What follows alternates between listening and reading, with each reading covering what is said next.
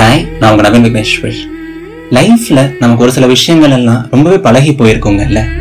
அடிக்கடி நம்ம அம்மா கிட்டயோ இல்லை அப்பா கிட்டயோ திட்டு வாங்குறது, நம்ம ஃப்ரெண்டு கூட அடிக்கடி சண்டை போடுறது, நமக்கு க்ளோஸா இருக்க ஒருத்தங்க கூட அடிக்கடி மிஸ் அண்டர்ஸ்டாண்டிங்ஸ் வருது, நம்மளை சுத்தி எல்லாரும் இருக்கும்போது கேஷுவலா சிரிச்சுட்டே இருக்க மாதிரி நடிக்கிறதும், தனியா இருக்கும்போது மட்டும் ஓவரா ஃபீல் பண்றது, இல்லை நிறைய பெயின் அனுபவிக்கிறது, அந்த மாதிரி ஒரு சில விஷயங்கள்லாம் அடிக்கடி பண்ணி பண்ணி நமக்கு பழகியே போயிருக்கும்.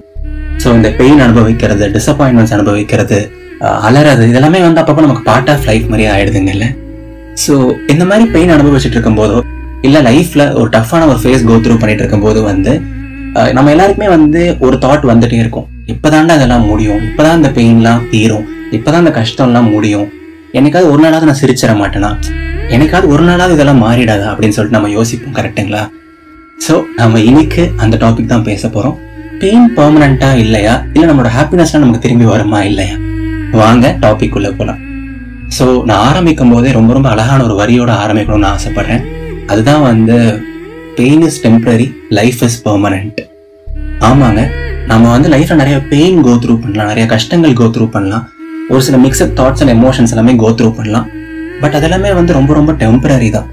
பட் நமக்கு கிடைச்சிருக்க இந்த அழகான லைஃப் இருக்குங்கல்ல, இந்த பியூட்டிஃபுல்லான லைஃப் இருக்குங்கல்ல, இதுதான் பெர்மனன்டான விஷயம். இதுதான் நம்ம கூட கடைசி வரைக்கும் இருக்க போற விஷயம். அந்த பெயின் கிடையாது. சரிங்களா?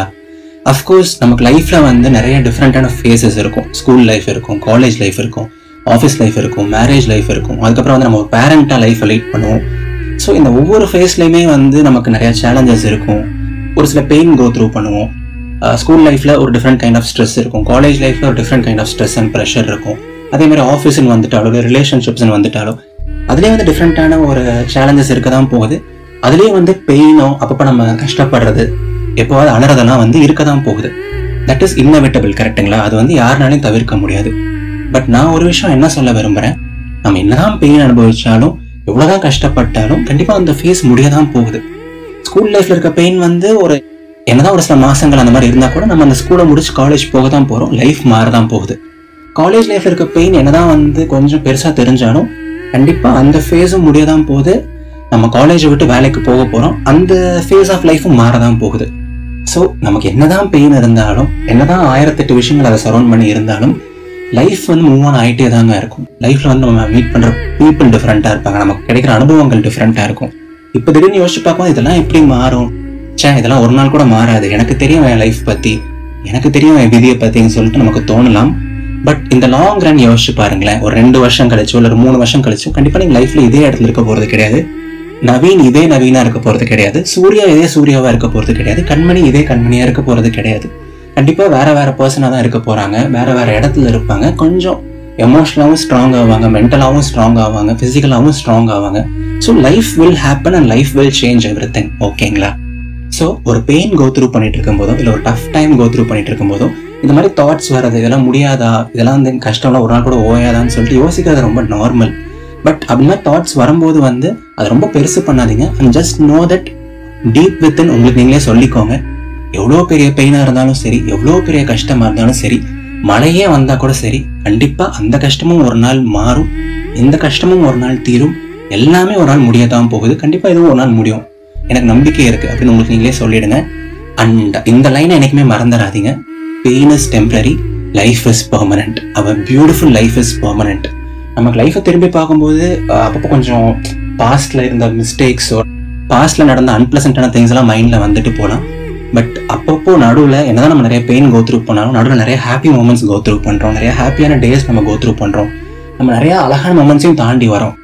பட் அதெல்லாம் நம்ம மைண்டுக்கு பெருசாக தெரியாது, அதை 1 or 2 days மறந்துடுவோம். பட் ஏதாவது ஒரு சின்ன விஷயம் தப்பா நடந்தால் அதை போட்டு 1 மாசம் 2 மாசம் யோசிச்சுட்டு இருப்போம். ஸோ அந்த மாதிரி நம்ம கண்டிஷன் கூட ஆகிட்டோம் அப்படின்னு வச்சுக்கோங்களேன்.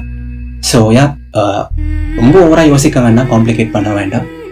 அண்ட் இந்த மாதிரி ரொம்ப டஃப் டைம் கோ த்ரூ பண்ணிட்டு இருக்கும்போது இல்லை ஒரு பெயின் கோ த்ரூ பண்ணிட்டு இருக்கும்போது ரொம்ப அவசியமான இன்னொரு விஷயம் என்ன அப்படின்னு கேட்டிங்கன்னா பாசிட்டிவ் ஆட்டிடியூட். ஆமாங்க. ஸோ இந்த மாதிரி டைம்ல it's very easy to stay negative. இந்த மாதிரி டைம்ல ஐயோ எனக்குன்னு யாருமே இல்லையே, ஐயோ நான் ஏன் இவ்வளோ அலறேன், ஐயோ நாளைக்கு பத்தி நினைச்சா பயமா இருக்கே, ஐயோ வாழ்க்கையை பத்தி நினைச்சா பயமா இருக்கே அப்படிங்கிற மாதிரி ரொம்ப நெகட்டிவாவோ இல்லை ரொம்ப ஒரு மாதிரி சோர்ந்து போன மாதிரி ஈஸியாக ஆயிடலாம். பட் ட்ரஸ்ட் மீ, இந்த மாதிரி டைம்ல பாசிட்டிவா யோசிக்கிறது, பாசிட்டிவா இருக்கிறது, பாசிட்டிவான ஒரு ஆட்டிடியூட் வச்சுக்கிறது ரொம்ப ரொம்ப அவசியங்க. I know it is not easy. But அந்த மாதிரி நம்ம பாசிட்டிவா இருந்தோம் அப்படின்னா வந்து இதுல இருந்து நம்ம ஈஸியா மூவ் ஆன் ஆகி வந்துடலாம். நம்மளோட ரெக்கவரி டைம் இன்னுமே பெட்டரா இருக்கும்.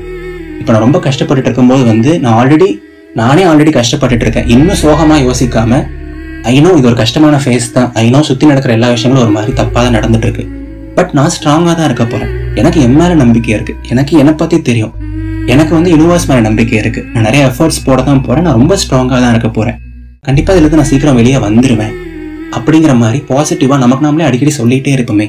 பாசிட்டிவா ஒரு பேப்பர் எடுத்து எழுதிட்டே இருப்போமே. பாசிட்டிவா ரீஅஃபர்மேஷன் சொல்லிக்கிட்டே இருப்போமே. யாருக்கு தெரியும், இந்த பாசிட்டிவ் ஆட்டிடியூடே நம்மள ஒரு பெட்டரான ஒரு பர்சனா மாத்தலாம். இந்த பாசிட்டிவ் ஆட்டிடியூடே அந்த ப்ராப்ளமை சால்வ் பண்ணலாம். அண்ட் இந்த பாசிட்டிவ் ஆட்டிடியூட்னாலேயே நமக்கு ஹாப்பினஸ் லெவல் இன்னுமே அதிகமாகலாம்.